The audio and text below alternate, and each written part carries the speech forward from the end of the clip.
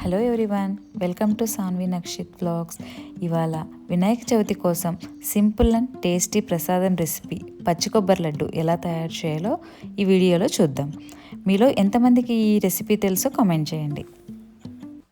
ఈ రెసిపీ కోసం ఫ్రెష్ కొబ్బరిని పీల్ చేసి వైట్ కొబ్బరిని మాత్రమే తీసుకొని ముక్కలుగా కట్ చేసి మిక్సీ జార్లో వేసి పౌడర్లా చేసుకోండి.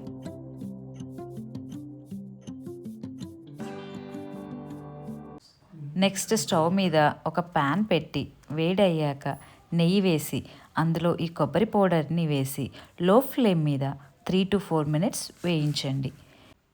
తర్వాత సరిపడ పాలు వేసి కాసేపు కలపండి. అందులోనే 2 tablespoons మిల్క్ పౌడర్ కూడా యాడ్ చేయండి. దీనివల్ల టేస్ట్ ఇంకా చాలా బాగుంటుంది. ఈ మిశ్రమం అంతా దగ్గర పడే వరకు లో ఫ్లేమ్లో పెట్టి బాగా కలపండి. అలా దగ్గర పడ్డాక సరిపడ షుగర్ పౌడర్, ఇలాచీ పౌడర్ని యాడ్ చేసి బాగా కలపండి.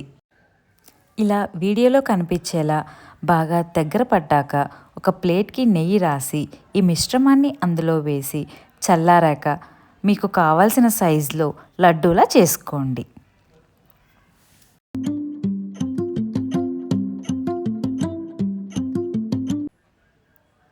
గార్నిషింగ్ కోసం ఈ కొబ్బరి పౌడర్లో ఈ లడ్డూని రోల్ చేసి ఏదో ఒక డ్రై ఫ్రూట్ పీసెస్తో గార్నిష్ చేయండి.